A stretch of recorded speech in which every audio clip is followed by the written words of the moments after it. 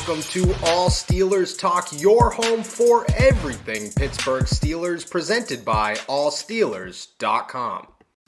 Hello, ladies and gentlemen of Steelers Nation. Thank you for jumping on to another episode of All Steelers Talk. Find us on youtube.com/All Steelers Talk. I'm your host, Noah Strackbine, joined every Tuesday and Thursday by my main man, Donnie Droon. Donnie, how you doing, my friend? I'm good. I think it look a lot uglier without the big hat on. So I liked the big hat. I might make that like a Tuesday thing moving forward. Then I hope that all of our videos, are distributed like across the internet when we break them up into little things. And I hope you know that hat has seen the internet. It's been on Apple News. That hat's been on Apple News. And at Apple News, MSN, like Sports Illustrated, obviously. Yep, everywhere. That hat has made that appearance. That's huge for the hat. I don't know where you got it from, but you should have plugged it. Shout out to the wife. Yeah. Shout out to the wifey. All right. Meanwhile, I'm going to plug my Twitter real fast because for those of you who have not followed along on Twitter, an NFT company has hacked my Twitter account, took it over. It no longer exists. I gave up with Twitter support to try to get it back.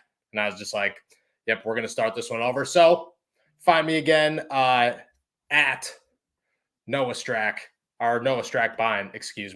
on Twitter. And I appreciate your follow. Thank you.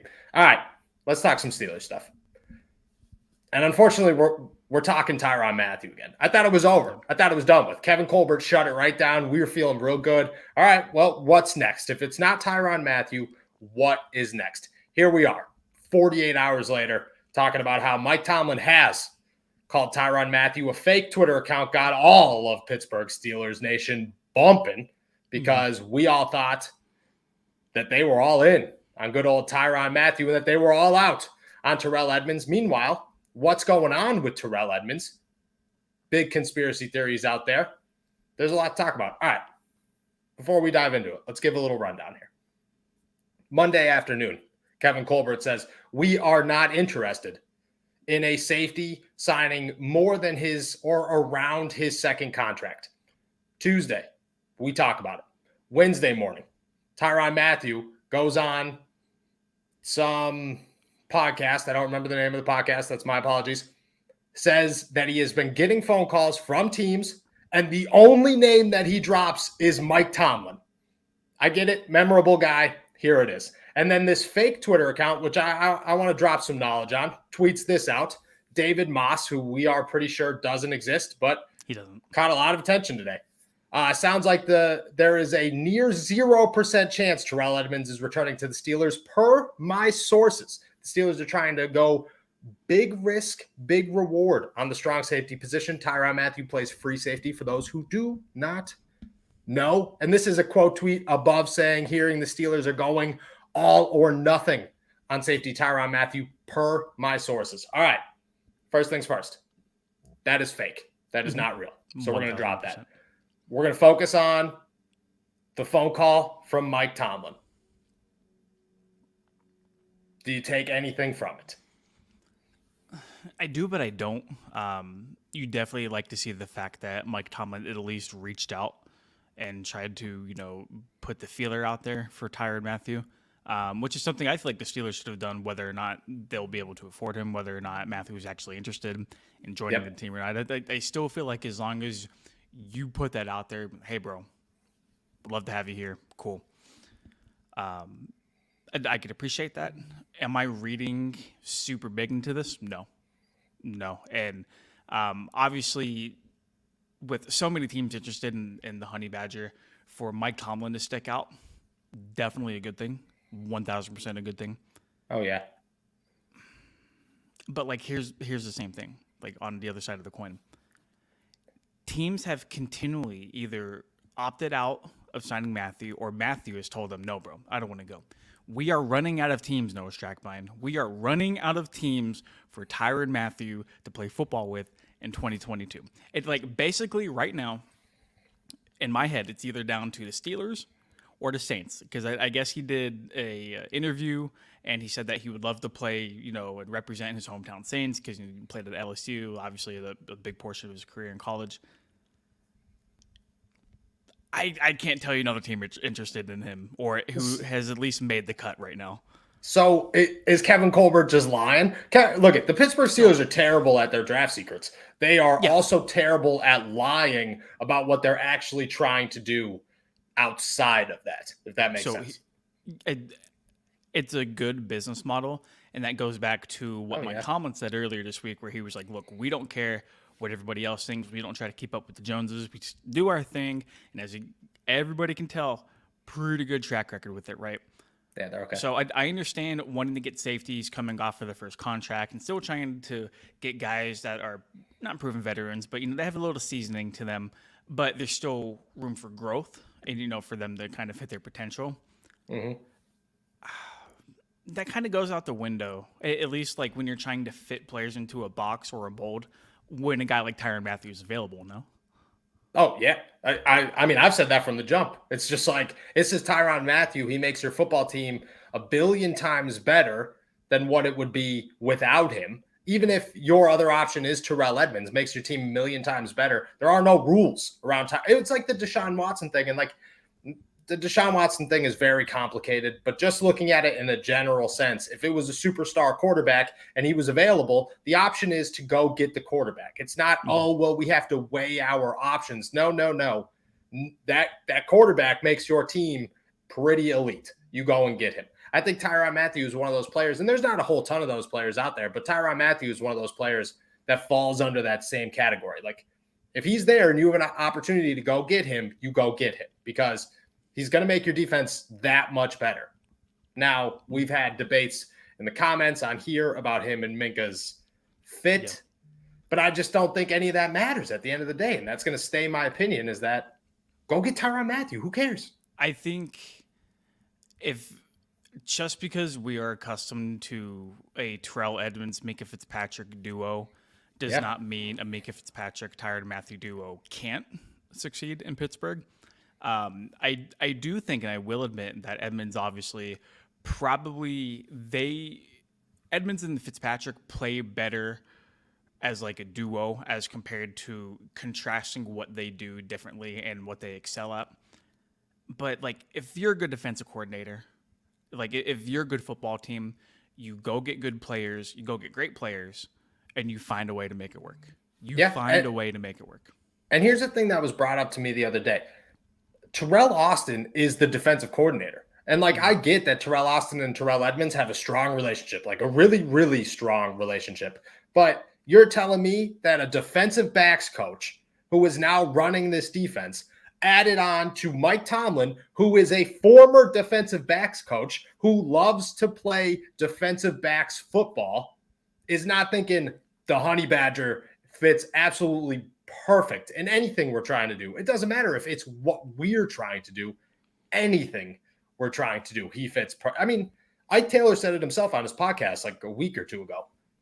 The Honey Badger is a Steeler, and everybody on the Steelers tried to convince Mike Tomlin and company to go get him in the NFL draft. They didn't. What has changed? Like, 30 years old is not that big of a deal.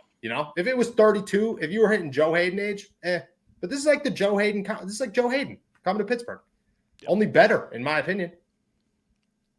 Yeah, I would agree. I don't think there's quite like that quote unquote like dire need, especially whenever you have a guy like Minka also playing safety back there as well. Here's a question for you. I know the answer to it, but just for the sake of conversation, I do want to ask you this. Does the signing of Karl Joseph today move the needle at all? At all? Like even like 0.1%? Okay. I don't want to say yes. I've thought about this since it happened. Like, I was driving home, looked at my phone, got it. I was like, oh, okay. Pulled over, wrote my little article, went home. And the whole drive home, all I was thinking was, they think he's going to be a starter. They think he's going to be the starting strong safety, don't they? Like, isn't that the thought right now? Because, and maybe it's not like the overall big thought, but how many times have we seen the Steelers fill in a role with a guy that you're thinking, nah, that's not the starter. And they're going, every year of my life. Yeah. And they're going, well, maybe he is the starter. We're going to draft somebody in the middle of the draft to compete with him. This is time and time and time again. It could be. I don't think so, dude. I really don't. I think that move was for depth, and I like the what somebody pointed out in the comments that more so, if anything, it might be for special teams. And they brought him on last year, and you said this in your article earlier today. They brought him on last year as kind of like a very flashy practice squad signing. Didn't really do anything. He played what, like 30 snaps last year? Yeah, 2 Yeah. games, 1 game on defense. Yeah. So I don't think ultimately this is the Steelers saying, hey guys, I know you wanted Terrell Edmunds or Tyrann Mathieu, but here's Karl Joseph for you. And But they maybe would we'll do grab that. somebody. I know they would. Like, I'm not saying it's me. Like, please nobody take this as Noah Strackline is a Karl Joseph should start at safety pusher here. I'm not. That's not what I'm saying at all. All I'm saying is that time and time again, look at the Pittsburgh Steelers, all up until they realized how bad they screwed up, were walking into last season with Robert Spillane as the starting inside linebacker. Tell me they were not. Even if Vince Williams returned, they were walking into that season with Robert Spillane expected to be the starting inside linebacker. Well, it's a good thing Vince Williams and Robert Spillane are basically the same player. Same exact player. Only Vince Williams is a heck of a lot better. I think that there's a possibility. Okay. And even look at other areas of need. James Pierre was the starting cornerback. They went all season last year with an absolutely atrocious offensive line and didn't do a thing about it because all offseason we talked about how, they'll be fine. They'll be fine. They'll be fine. They're not going to be fine. I think that we took that approach with safety up until now. And I'm telling you, there's a part of me that says the Pittsburgh Steelers are very comfortable with Tre Norwood, Karl Joseph, and a rookie competing for strong safety. Man. There's a part of me that feels that way. I just don't know. I really don't know if Karl Joseph is going to be the guy that they kind of not plan everything around, but they're like, look, we are okay with this going into the season. But you do bring up a valid point with James Pierre, because there was some hype around James Pierre, right? Yep. But like he really wasn't like a proven guy that we saw play over the stretch of like a 16, now 17 game season. It's true. Sorry, I'm reading this from good old Phantom X here. I love Phantom. Appreciate you, my guy. I did see that. Yeah, it's a lot. This is what we're trying to break down here. It's a lot of. So Stingley is an interesting case because when he's firing on all cylinders, like he's a stud. But he's going to be gone in the first 15 picks. Yeah, that's the belief, and also he would provide a lot of versatility because some people are of the belief that he could probably play safety if needed. He could play safety if needed, but he's not going to. Daniel Jeremiah's draft was terrible. Like, I love Daniel Jeremiah. I think he's an excellent draft analyst and an excellent mock drafter. Terrible mock draft. Not happening. Let's get this before we talk a little Terrell Edmunds here. Well, that's tough. Stephon Gilmore or Tyrann Mathieu? Who would you sign? If you're the Pittsburgh Steelers, who would you even think about? Because you can move Cam Sutton to safety. I'd feel fine with that. I'd feel really fine with that. You don't have slot guy, though. I feel like Gilmore got some really good ball left in him, but I feel like his track record is very, very nice. The Steelers, especially their track record of trying to get corners in the draft, has not been pretty. As of late, they've been okay with hitting cornerbacks in free agency, or at least trading for them midseason. I got to go Gilmore. I would love Honey Badger, obviously, but I think Stephon Gilmore would make a very big difference for the Stevens. Wow, I was not expecting that answer. I would go Mathieu. I would think that Tyrann Mathieu fills that hole. A lot of people don't trust Cam Sutton. I kind of trust Cam Sutton. I think he was a quiet force last year, and that's really all you need him to be. They need more turnovers. I think the Honey Badger could create more turnovers. I also think he could do a lot more at safety than Stephon Gilmore would do. You know what I mean? Like, Joe Hayden faded away after everybody realized you could just go to the other side. I don't think that would be the case in Pittsburgh this year, but I think that to some degree he would be taken out of games. Matthew's not getting taken out of games. That would be my only argument there. All right, Let's talk about Terrell Edmunds real quick, because we've talked about this 5 times, 10 times now. It is actually ridiculous how much we've talked about Tyrann Mathieu and Terrell Edmunds. It's becoming the quarterback 2.0. At this point, here's my theory, and you can tell me what you think about my theory. Terrell Edmunds either has a market much larger than we believe that he has, and he's getting phone calls from a number of teams, maybe not offering big contracts, but offering him something. And the Steelers have just underplayed that significantly to the point where he's moving on from the Pittsburgh Steelers. Or Terrell Edmunds has not gotten a phone call, a meaningful phone call from any team in the NFL, including the Pittsburgh Steelers. That's where I sit right now, because if you're Terrell Edmunds and you're waiting this long, what are you waiting for? You're not Tyrann Mathieu. You're not Stephon Gilmore or Joe Hayden, who's going to get a contract, whose name is worth anything.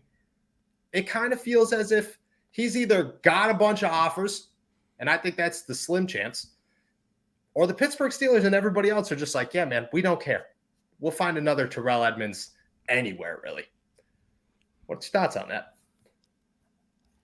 Do you want to know what I think is happening right now? Yeah. I think it's the latter of what you said. I think that Terrell Edmunds has zero to little interest in terms of what he's looking for in a contract in the National Football League. I think teams have offered him. I think the Steelers have probably offered him. But I think the Steelers have offered him probably a little bit less than what he was hoping for. And now he's just playing the waiting game to see if anything or any team will budge.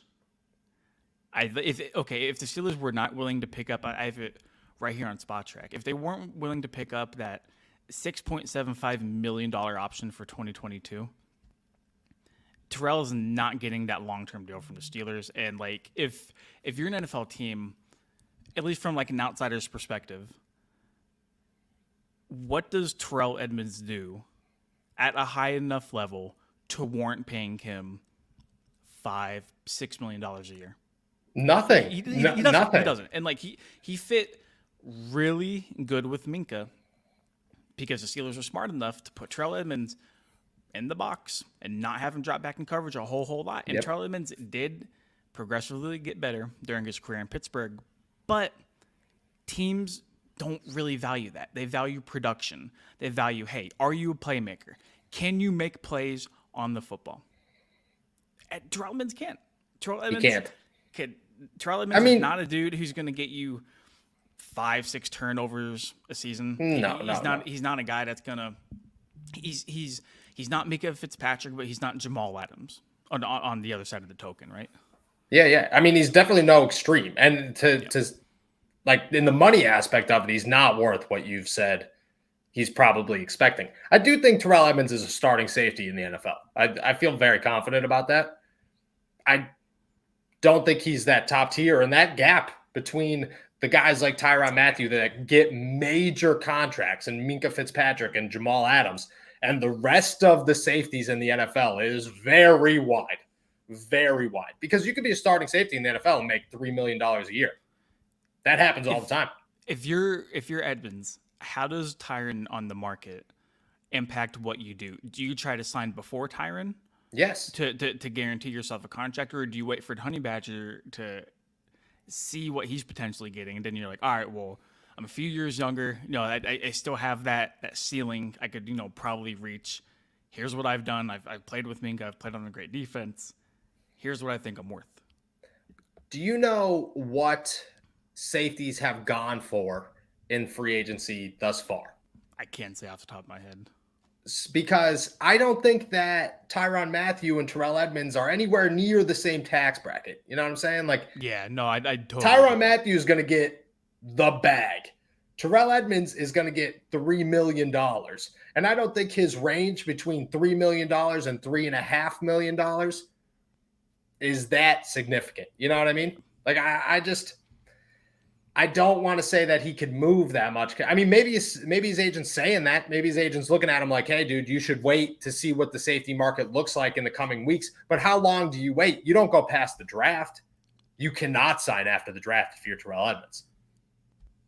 Yeah, no, if you need to ink a deal before the draft happens, because like if you have a few teams you would really like to sign with and they end up taking the guy super high, you're basically just That's what I'm bad saying. wording You can, yourself. and Yeah. like super high could be 3 rounds. You could pick a third round guy. You could take Nick Cross in the third round out of Maryland. Feel really good about him and not have to worry about Terrell Edmunds. All right, That's how so I feel. there's been a handful of guys that have signed pretty decent deals.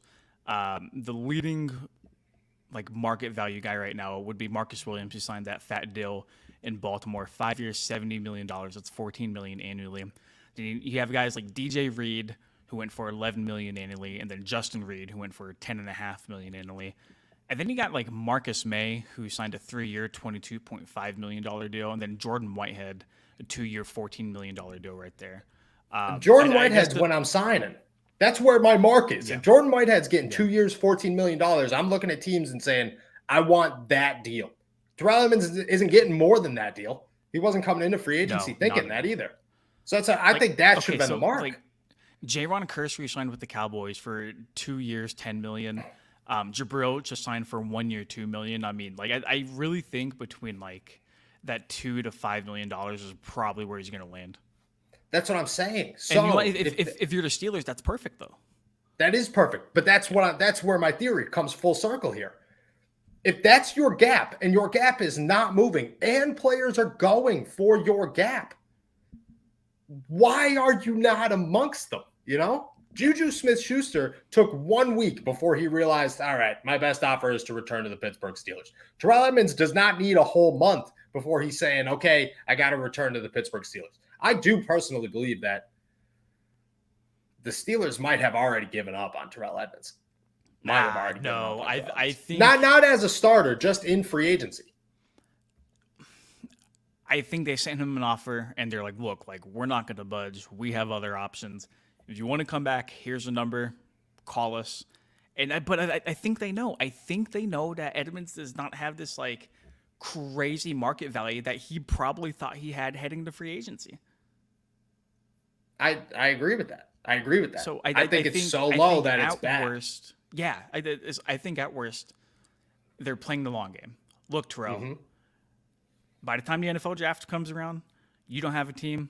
Come back on like a 1 to 2 year deal, anywhere between like $2 to $5 million annually, whatever it might be. Cool. But I mean, they're not putting the light on for him. They're not waiting for him because as soon as the NFL draft comes, and if they don't have a guy like Terrell Edmunds or Tyrann Mathieu on the roster, yeah, they're going to take a safety high. That's what I'm saying. And then Edmunds is going to be talking on a podcast like you and me. That's what I'm saying. We're hitting a dangerous point. All right, everybody, drop your questions in the comments because we got a word from Manscaped, and then after that, we are going to answer all of your questions. Splish splash, I was taking a bath, and I noticed I have beautiful balls. Our friends at Manscaped, the global leader in below-the-waist hygiene, are turning men's shower dreams into their favorite routine with the all-new Ultra Premium Collection. This all-in-one hygiene skin and hair bundle is designed to upgrade the everyday man's shower routine from head to toe. Your skin, hair, and balls deserve this. Save big by going to manscaped.com for 20% off plus free shipping with the code ALLSteelers. Let me walk you through the Manscaped shower routine. Step 1, lather on the cologne-infused Ultra Premium Body Wash with aloe vera and sea salt to keep your skin feeling clean and moisturized all day. Not sure if you heard that correctly, but this body wash is cologne-infused. So that special someone in your life will absolutely love it. Step 2, it's hair care time. Apply the 2-in-1 shampoo and conditioner that cleanses and nourishes in one step. The non-greasy formula has a base of coconut water, green tea, aloe turmeric. Say that word, Donnie. Can you hear me? Did Donnie leave? Turmeric. Sorry, dude. My computer absolutely buzzed out right as you said my name. Turmeric. Thank you. Sage. Apply this to your armpits and public regions too. Step 3. Once you hop out the shower, protect your body from body odor by applying on the Manscaped aluminum-free deodorant. This deodorant dries clear and is also cologne infused. Step 4, you have tattoos or dry skin. Let's hit your skin with the hydrating body moisturizer spray. Step 5, apply the Manscaped lip balm that smacks. This is a free gift when you purchase the Ultra Premium Collection. And last but not least, we're using the Lawnmower 4.0 electric trimmer to clean off any unwanted body hair. The Lawnmower 4.0 is waterproof, so you bet it's a major key to the new shower routine. This elite trimmer is designed to trim loose hair on loose skin. Although your balls might look like punching bags, don't treat them like one and benefit from the proprietary skin-safe technology. This new bundle will change your life, and as I say every single week, all I want is my listeners out there to live their best life. Get 20% off plus free shipping with the code ALLSteelers at manscaped.com. That's 20% off plus free shipping with the code ALLSteelers at manscaped.com. It's time to get wet and clean with your new Manscaped shower routine. Boom. Donnie, I'm going to remind everybody again to drop your questions in the comments. Did you use the shampoo? Did you use the conditioner? I won't lie, dude. I use that body spray every single day, and it's honestly changed my life. You're muted. What are we doing here? You're like the old guy on the Zoom call. What are we doing here? I tried to like get the cap, because you know how like whenever you buy like shampoo or like body wash, like sometimes the cap will be like brought down and you have to like just pull it up to like get the pump going. I couldn't like pull it up without feeling like I was gonna break it. So you broke the shampoo in one shot. No, I haven't used it yet. Okay, those cans are nice. I was expecting nice products. What we got was, I mean, those cans are crazy. Like it feels like this is like I have uncles that I grew up and I had those two uncles that were just like loaded for no reason, and they always had like super fancy things in their house, and like they remind me, like this reminded me. I was like, oh, it's like I'm at Uncle John's house, just chilling. Also, I had an Uncle John. Everybody has an Uncle John. I do have an Uncle John. That's everybody in the world has an Uncle John. All right, let's jump into some questions. Phantom's got to go when he sent a little ways back here. What do we think of Christian Watson if Sky Moore isn't there in the first round? I think we should just eliminate the second half of that question, because Christian Watson and Sky Moore are not going to be there in the second round. But I think that the Steelers would not be making a bad move if they moved up for either of them. I think those are the end of the line of like these are guaranteed really true starters, year one guys. And I think that the Pittsburgh Steelers would be pretty good to make a move forward and try to get one of them. The Christian Watson hype train has been really interesting to kind of follow and monitor, because I feel like before we went to Mobile for the Senior Bowl, it was kind of like, all right, well, dude can ball. He's a nice story, but you know, this week's going to be a big week for him to kind of prove what he's worth against some of the top tier talent coming out and, you know, heading into the NFL draft. Had himself a phenomenal week, and like started getting like that first round buzz, and then the combine came, and then it like kind of cooled off a little bit, because that's whenever, you know, Big Dog was pulled up Indianapolis, you know, in the receiving core. So it kind of tapered off a little bit, and then now I feel like we're starting to come back around on Christian Watson potentially hitting that sweet spot in the late first round. I would love either Watson or Sky Moore, and I'm looking at the Steelers depth chart right now at receiver. Outside of Deontay and Claypool, Anthony Miller, Cody White. Do you need to look at the Steelers depth chart? I could just say it. You ready? It's Chase Claypool, Deontay Johnson, Cody White, asterisk, Anthony Miller. Yep. Asterisk. Rico Bussey. Bro, you're forgetting our boy Gunner, Rico Bussey. I mean, bro, there's playmakers. There's playmakers on this depth chart, bro. Just let me tell you, I saw Gunner. I've seen Rico. I see Presley Harvin and Christian Kuntz every single day at Steelers facilities practicing. So I got high hopes. Steelers at least got a punt returner. Feel good about that one. Christian Watson, I think, will be gone. Now, I like that the hype is dimming on Christian Watson, because he's that guy that might slide. He could be a Chase Claypool. You know what I mean? Because Chase Claypool, when he was coming out, people were like, oh, Chase Claypool's a 4th-round pick. And then Chase Claypool did all his stuff, and people were like, Chase Claypool might be a 1st-round pick. That could happen. And then it dimmed down again because this is what happens. And then it was like Chase Claypool is a 2nd-round solidified pick. Everybody's like, yeah, we feel pretty good about that one. I think Christian Watson is Chase Claypool 2.0. I don't think they play the same, but I think that they're the same guys. Massive, super fast, crazy ball catcher, like just a dude who all the physical traits are ridiculous. But he comes from North Dakota State. So you're like, I don't know what to expect when you compare him to George Pickens, you know? And I'm not saying me. I'm just saying an NFL scout. So I think that it is going to dim. Do I think he makes it out of the 1st round? I'm not sold on that yet. But that depends on how many. I mean, people are saying like 6 wide receivers are going to go in the 1st round. Yeah. They're talking about like Jahan Dotson going in the 1st round. Like, granted, like, that's what I mean. PSU dude right here, like Jahan Dotson's a baller. Straight cash. Yeah. I don't know if he goes in the 1st round. I don't know if he goes in the 1st round. But no, what's the number one rule of the podcast? We don't bring up Sky Moore. We don't talk about Sky Moore. We don't talk about Sky Moore. We don't. I don't know how many times we have to say this. We don't talk about it. Somebody tweeted out, big name today. I don't remember who it was. They said Sky Moore could squeeze his way into the end of the 1st round. And I said, get out of my life. It was Todd McShay, actually. So we are no longer friends of Todd McShay's. And we don't talk about Sky Moore. If we don't talk about Sky Moore, teams aren't going to draft him. And then he'll fall to the Steelers. And then you know what? That's all we've been trying to say this whole time. All right. Who's the best 2022 season in black and yellow? I think we answered this one before, but yeah, I got my money on Cam. Cam Hayward. Oh, and I said, who did I say? I said TJ Watt. Yeah. Dude, I'm telling you right now, like I'll say it to this day. I'm going to clip it after this one so that when it happens, I'm going to shove it in everybody's face.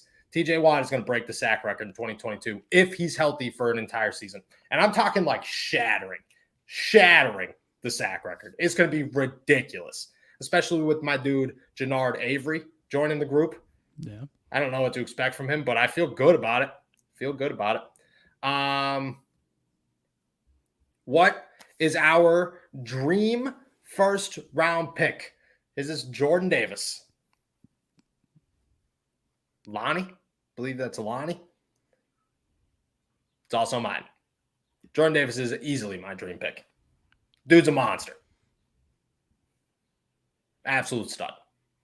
Dine's having a tough time. I expected you to have one like right out the thing. All right, so Jordan Davis, because he does fit perfectly on that defensive line. He's a guy that you could plug in as that primary backup / starter for Stephen Tuitt right now if need be. If not, he's the perfect backup. And next year, whichever one of them's gone, you plug him right in there, and he's a monster. All right.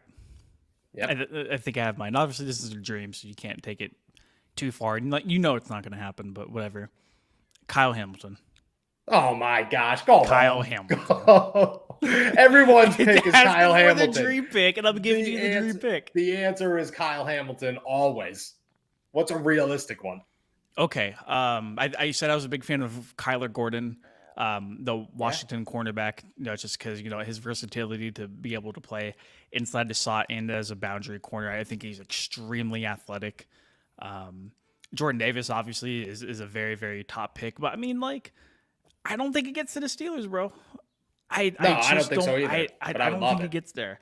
I think but he's a lot closer than Kyle Hamilton. Yeah, that's very true. It's very true. The whole Kyle Hamilton going out of the top 10 thing, I immediately block those people on Twitter. If the Steelers took Linderbaum, I'd be pretty hype about that, TBH. Yeah, Linderbaum's a good one. I like Linderbaum. Does Bobby Wagner's contract affect the Steelers regarding Tyrann Mathieu? It was a good contract for an aging veteran. I want to say yes. I think it might not affect the Steelers saying we are going to put more value on veterans, but it might affect Tyrann Mathieu saying Bobby Wagner just went for a lot of money. Yeah, I think I could go for $65 million. Probably not, but maybe. I think he was thinking that, though. But I do think, my opinion is yes. I'm sure it impacted it a little bit. They're like two different players, though, obviously playing two different positions. But they're both great defensive players, And so at the end of the day, I feel like Tyrann didn't get hurt by Bobby Wagner signing that contract. And to be honest, man, I feel like both probably still feel like they have a lot of gas left in the tank too. So we'll see. Oh, yeah. I mean, I was low-key surprised they gave Bobby Wagner that contract in LA. Which, by the way, the salary cap does not exist. No, it's a myth. It's officially, a myth. Bro. The Rams, like the NFL, Roger Goodell probably calls Sean McVay like once a month, once every other month, and he's just like, dude, just relax for just relax for 20 minutes. Like I don't know if you understand, but people are catching on, and you need to stop because they're catching on quick. And he's just like, yeah, whatever, man. All right, yeah, sign Bobby. We're just gonna bring him in here. Sign Bobby. I wish I saw this one before. Trading up for Kyle Hamilton. Let me ask you this. What would a trade for Kyle Hamilton be? I'd go get Kyle Hamilton if the price was right. What's your trade to go up and get Kyle Hamilton? Where do you need to trade up to get him? They're talking about him going as high as pick number 3. I mean, like he feels destined and as low as pick 15. He feels destined to be a New York Giant at number 5. So I would say probably either number 5 or number 7 is probably the sweet spot you have there. How far back do you have to trade? How far back does he slide before the Steelers go, yeah, we got to go do it? Before, if you're any team in the league who needs a safety, you're thinking, yep, it immediately has to happen. You have to fall at the top 10. If he's there at pick 11, that's when I'm willing and dealing on the phones, trying my absolute best to get up and go get Kyle Hamilton. And I don't think it's going to happen, though. And, let's say they try to make, a big splash and try to get into that, pick 5, anywhere around that range. They didn't want to do that for a quarterback, which is the most important position on the field, right? Yeah. Why are you going to do that for a safety? Now, granted, Kyle Hamilton, pretty good safety. Pretty damn good football player. Yeah, decently okay. But you need a quarterback. They love Malik Willis, right? Yeah. Love Malik. Kenny Pickett, whatever. He's in the backyard. We see him. Kind of tired of him. Desmond Ridder, probably a good possibility at 20 from everything we've seen and heard. Yeah. So, I don't buy them going up to go get Kyle Hamilton if they're not going to go up and get a quarterback. I mean, yeah, I agree with you. But at the same time, just to make an argument, that Kyle Hamilton is a million times better than Malik Willis. A billion times better than Malik right Willis. Now, yeah. But, But even potential-wise. But, for their abilities Kyle Hamilton be the greatest safety of all time. He He could be. If we're being honest, the on-play film of Kyle Hamilton is this dude is the next generational safety. Malik Willis, it's this guy could be okay. He could be good. He could be good. He could be very good. He could be bad. No, that's what people are saying about Kenny Pickett. But people are really excited about Malik Willis's upside and his athleticism. That's the debate between the two quarterbacks is do you take the more proven guy right now in Kenny Pickett or do you take the guy who could probably be the next Michael Vick if he wanted to in Malik Willis, It's a good question. All right. Did Ben kill the Steelers last season? If we're being honest, I think the Steelers killed Ben's last season. Yes. That's how I view that. 1,000%. The Steelers are not ready. I will say my man probably should have retired 2 years ago. If we're keeping it a buck. Oh yeah. But at the same time, he came back, and last year he played good football. I mean, he played good for a 39-year-old football. I think he would have led a team to a Super Bowl if he had a team ready to lead him to a Super Bowl, which is a strong statement. But I think if the Pittsburgh Steelers had the team that they have this year and the offensive line works, Ben could have did some things with it. And I think they were just yeah, man, Trey Turner, dude, have some fun. Now, granted, they got hit with a lot of things, including COVID. So it's tough. But I don't know. Scrolling through. That might be all of them. What's the news on Honey Badger? Quay. We talked for 30 minutes about Honey Badger. Okay. See, this is you out there in the good old right there, bro. Okay. Arizona, my man. What would the Steelers do if Ben wanted to come back? He is technically a free agent, although the Steelers are paying him for the next 4 years. I would say that he says no. I would say if I'm the Pittsburgh Steelers, I'm just saying, hey, man, look it. No. Look, man, all right, we got the tears out. We got the whole ESPN production thing out of the way. Just leave it. Although I think it was him who said that being his wife's personal assistant was much harder than being a football player. Is that him? Yes. Which, like, look at, I like Ben Roethlisberger as a person. He is funny, but like, dude, every time you talk to him, he says like these generic, like taking care of my wife things. And I'm just like if I said that, my girl would be mad. Like she, like anytime I bring her up on here, she's mad, even if it's in a positive light. My girl doesn't even listen to the podcast. Good on you. No. My girl doesn't listen to this. Are you kidding me? I try to bring up football and she's just like, I don't know what any of that means. I'm like, okay, well, and then she tells me about her teaching life, which I don't know what any of that means. This is how sports relationships are. For those of you who don't know, like everyone you talk to, they're just like, yeah, my wife could care less what I do. It's a great time. See, like, would you trade back for Daxton Hill in the first round? Yeah, I would. I definitely would. I think I would. You could give me a 5th round pick. I'm saying, yeah, sounds good, man. Yeah. I think he's the move. I don't think that the Steelers were at Michigan's Pro Day, maybe, but I don't feel really good. Best free agent wide receiver that the Steelers could sign. Pull up the list of free agent wide receivers here. Yes, sir. I think the Steelers could still be in the market for a wide receiver. I think it could be like a Ray McLeod type thing, though, where they take a chance on somebody that doesn't really have a big role and says, hey. Names here. Yeah, well, okay. Yeah, there are names, but they're not going, they're not going to get LBJ. They're not going who they got? All right. Start it right now. Julio to Pittsburgh. Who says no? Dude, we've started them all. Jarvis Landry's a name that Jarvis Landry. Yep. Will Fuller, T.Y. Hilton. I'm not crazy. No, Will Fuller's gone, I thought. He signed. He's still available. No. Okay, T.Y. Hilton. He's just injury prone at this point in his career. He's 32. So is Cole Beasley. Cole Beasley's a guy that's been brought up. Emmanuel Sanders is 35. AJ Green's 33. Keelan Cole would be like an underrated guy, but like I'm not crazy about him. Albert Wilson probably. I wouldn't be too upset at that. No, I wouldn't be either. I think Emmanuel Sanders is also an option. I'm not saying that the Steelers have shown any interest, but I'm definitely saying that he probably wouldn't be too upset to come back to Pittsburgh. The Steelers would probably offer him like that, hey, you be our slot guy. We'll get 3 outside guys, and Chase Claypool, Deontay Johnson, and whoever else. That's probably the mix that they're going for, and then have Anthony Johnson or Anthony Miller just be that guy.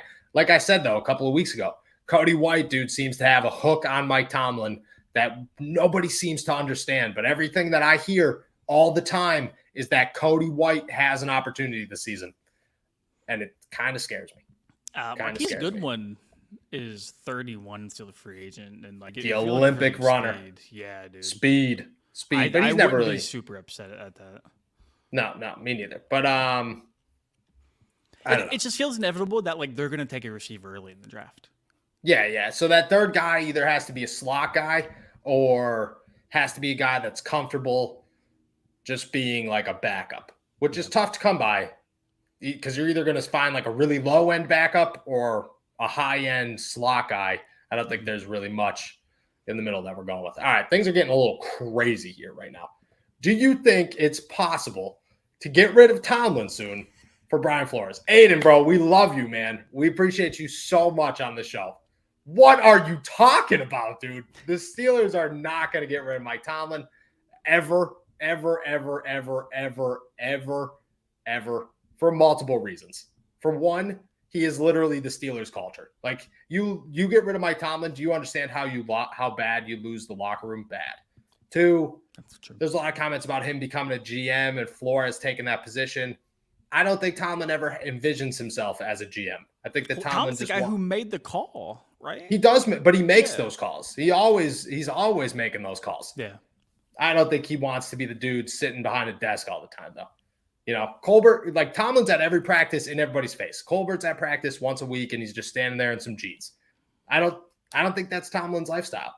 That being said, though, how long do you think it takes before Brian Flores has either got one season to be a defensive coordinator or a head coach somewhere else, right? Yeah, no, I think some of the legal stuff with his lawsuit against the league is probably going to have to clear up. I think probably like 1 year on the staff, and then teams will be like, all right, well, all that's blown over. Because, dude, you have to think, like, if teams are going to sign crazy talented players after like all of the stuff they've done off of the field, like, because they know it's going to blow over. They know they'll deal with whatever they have to deal with. They get that over with, and then they have this vastly talented player. Same thing goes with coaching. And then, like, I think a lot of coaching opportunities come from like that, like coaching fraternity. A lot of guys have to, like Mike Tomlin, for example. Mike Tomlin reached out to Brian Flores because he said he needed to, as part of, he didn't want to leave him on that island. Like Brian Flores is going to get another opportunity somewhere. It's not going to be in Pittsburgh, but I hope he gets another opportunity somewhere. And it's going to be as a head coach.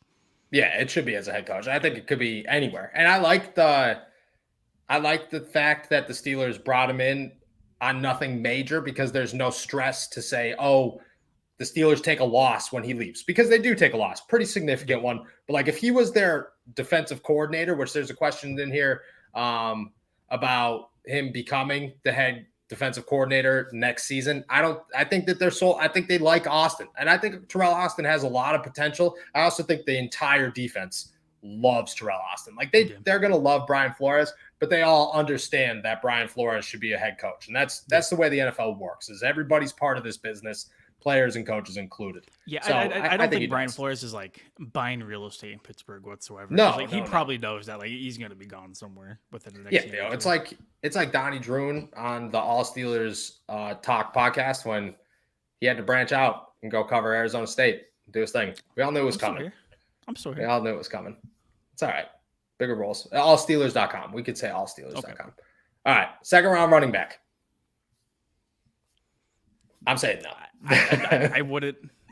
I get it. I get you need somebody behind Najee, but like I'll continue to hammer home this point. Running backs, especially backup running backs that you're not going to utilize a whole lot, are a dime a dozen, man. I would not spend that crazy draft capital on a guy who's going to be sitting behind Najee. No, I wouldn't either. Not that high. I could see 4th to 7th round. I wouldn't be upset with any of them, depending on who the player is. But second round, you're getting Kenneth Walker, and Kenneth Walker's not coming into the NFL thinking I'm going to be a backup to Najee Harris. That's just not going to happen. Now, like if you're a team like Denver, who already had like an aging star like Melvin Gordon, for example, you draft a guy like Javonte Williams, and you're like, all right, well, you two can split time right now, but like as soon as Gordon is, starting to feel a little bit bad, kind of put him down like a horse, you give Javonte Williams the keys to the car and like you let him run wherever he wants. That's what I'm saying. That's a good name, though. What do you think about Melvin Gordon coming to Pittsburgh? A lot of people have addressed that to me. I think that fits perfectly. Yeah. I don't think his market's going to be very high. I think he's still got a lot of gas left in the tank as a backup. I think he's a proven veteran, and he's a guy that, all you heard last season in Denver was how he embraced Javonte Williams. I think he could do the same thing with Najee Harris. Yep. And plus the Steelers need somebody. I think Melvin Gordon still believes he can be that guy in the running back room, like the prominent, like featured role. And I just don't see him like settling, No, I don't either. And I don't know. I think that there's some options. I got distracted here for a second. Somehow, this is what the comments have turned to.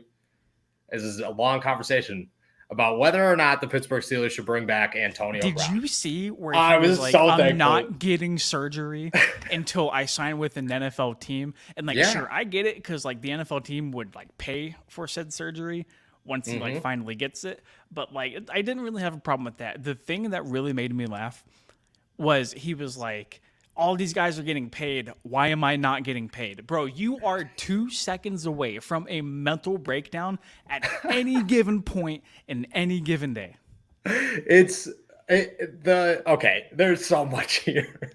For one, Antonio Brown is Antonio Brown, okay? And after 1, you're thinking, maybe. After 2, you're thinking, probably not, maybe. After 3 times, you're thinking, yep, nope, we're done with Antonio Brown. Yeah. It can't happen anymore. We don't need him. We could find something else for Antonio Brown. This is the best reply, which was my reply to Antonio Brown tweeting out that he's wondering why he doesn't get any love in the contract negotiations. Better question here. Do you think that Antonio Brown ever plays football again? Because but who's crazy enough to take a chance on him? Look, bro, if Josh Gordon is still balling right now, but Josh Gordon 1000%. isn't. Josh Gordon is a different thing, I feel, because Josh Gordon, you're not paying a lot of money, you're not having high expectations for, and it's just, as bad as this sounds, it's just drugs. Like, he's just got a problem and a disease that he's got to get under control. Antonio Brown, man, Antonio Brown could do a lot of crazy things. Like, and that includes forcing his way out of your football team, which he has done twice. Times now, yep. 3 times, because if you include the Pittsburgh Steelers, trashing your entire organization, including the quarterback that he claims to be your best friend or to be his best friend, the head coach, the whole nine. I think that there's a lot more here than just he's Josh Gordon. That I get the example, but I don't know, man. So I do agree with everything you brought up, but like from a talent perspective, somebody brought it up in the comments. There was a 6-year stretch where Antonio Brown was the most unstoppable dude on the planet. And I give him all his flowers. He was very much on pace to be one of the greatest receivers ever, bar none, ever. Like we're talking like top 3 minimum. Okay, and this is a good. And like you're still banking on that talent though. You're banking on that talent. It's But Antonio Brown might be like top 10 all time, and I think that's debatable to put him in the top 10 all time, because I think at one point he was heading towards like number 4. Like, he was really moving. Antonio Brown might be the most risky player. Let's use the word risky. We all understand what the word risky means, right? Okay. Let's use Antonio Brown might be the riskiest player of all time. That's above Randy Moss. That's above Terrell Owens. That's above guys like Ndamukong Suh, Vontaze Burfict, in different matters, obviously. But I think he might be the riskiest player of all time. And I think that well surpasses. I mean, at one point, dude, T.O. kind of just got pushed out the league. Said, nobody really wants to sign me anymore. And I think he is the greatest, maybe the second greatest wide receiver of all time. Antonio Brown, way up there. So I give him all his flowers, all his roses. Like, dude loves it. I believe there's a comment in here. Do you think we'll trade Mason Rudolph? Do you think the Steelers will trade Mason Rudolph? We talked a lot about that on Tuesday. It kind of just comes down to what they could get for him. It might not be anything more than like a 6th round pick. So like, I was about to say, do you think if they roll into the season, like let's say like Haskins wins that like 2nd or like 3rd string job and like Mason's the odd guy out, do you think they would want to try to like hold on to him for anything, or like would they rather just part with him for like a 7th round pick? Oh, dude, I'd give him up just to take the contract. Be like, here, man, what do we need? Because what is your other option? Is to get rid of whoever you get rid of. And I don't think that they're going to get rid. Like, I don't think the Steelers trade any of them, because I think by the time they realize what the problem or what one they want to get rid of, it'll be too late in the preseason. And nobody will really care anymore. I think that, you do give him up for anything. Yeah, I think even if he's the 3rd guy and somebody calls and says, hey, man, we'll give you a 6th round pick for Mason Rudolph, are you saying no? Like, what's your other option? Just have him sit there? Like, no. Fan has been tossing this out for a couple of episodes now, and I do want to give him his flowers, because you did do this, and you upset Donnie right from the jump, and I appreciate you for that, because he didn't believe us. He didn't believe us. So thank you. Let's see if we got any other ones here. I think does anyone think the Steelers? All right, we'll leave off with this one. This will be the last one before we head out of here. Full circle. Let's rate it. What are your odds that the Pittsburgh Steelers end up with Tyrann Mathieu? What are your revised odds? All right. 50-50. He does or he doesn't. All right. Real talk.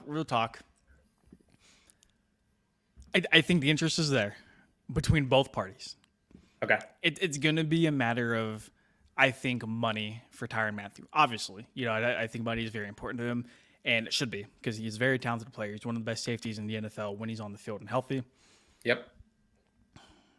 I'm going to go 60% no, 40% yes. I'm going to flip that one, and I'm going to add. I'm going to say there is a 70% chance the Pittsburgh Steelers sign Minkah Fitzpatrick. 70%. Okay, here's my thoughts here. All right, let's do it. All right, deal. My thought is the Pittsburgh Steelers are running out of options. They don't feel super good about bringing back Terrell Edmunds. They also don't feel super good about Tre Norwood, Karl Joseph, and Miles Killebrew being the options with whatever rookie is there. And trust me, I know I said that might be what they're thinking. I'm praying it's not. We're going to go off the prayer.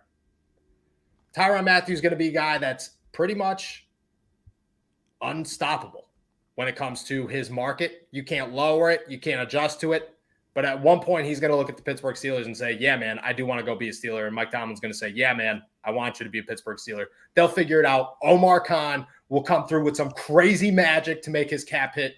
Nothing crazy. Do you have any comments? I'm looking at his market value right now. I don't know if you ever brought it up on the show, but 14 has mil. 14.8 average million. They're saying a contract for him would look something like 3 years, about 44.6 million. That would make him the third highest free safety paid in the NFL. Yep. You want to know who will be probably the second by the time this whole thing's Minkah. done?